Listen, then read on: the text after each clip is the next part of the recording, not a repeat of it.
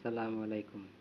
আপনারা কিভাবে ফেসবুকে সারাদিন অ্যাক্টিভ থাকার পরও কেউ বুঝতে পারবে না যে আপনি ফেসবুকে অ্যাক্টিভ আছেন।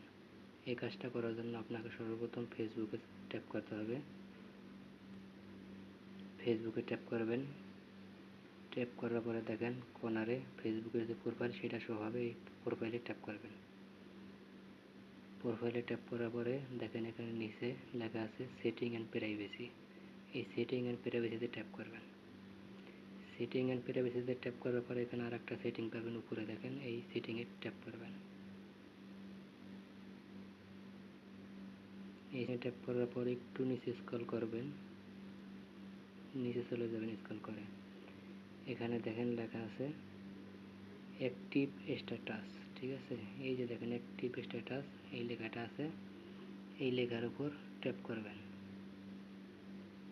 ট্যাপ করার পরে দেখেন এখানে লেখা আছে উপরে শো হোয়েন ইউর অ্যাক্টিভ, ঠিক আছে। তার মানে আপনি যখন ফেসবুকে ঢোকেন তখন আপনাকে সবাই অ্যাক্টিভ দেখতে পায়। এটা অন আছে, ঠিক আছে। আপনারা কি করবেন, এটা বন্ধ করে দেবেন, ঠিক আছে। এই জন্য এই টিক মার্কটা উঠিয়ে দেবেন।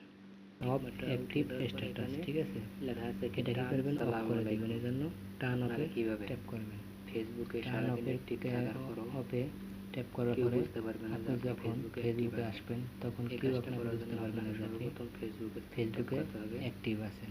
ঠিক এভাবেই আপনারা ফেসবুকের অ্যাক্টিভ স্ট্যাটাস বন্ধ করতে পারবেন। ভিডিওটি ভালো লাগলে অবশ্যই চ্যানেলটি সাবস্ক্রাইব করবেন। ধন্যবাদ সবাইকে।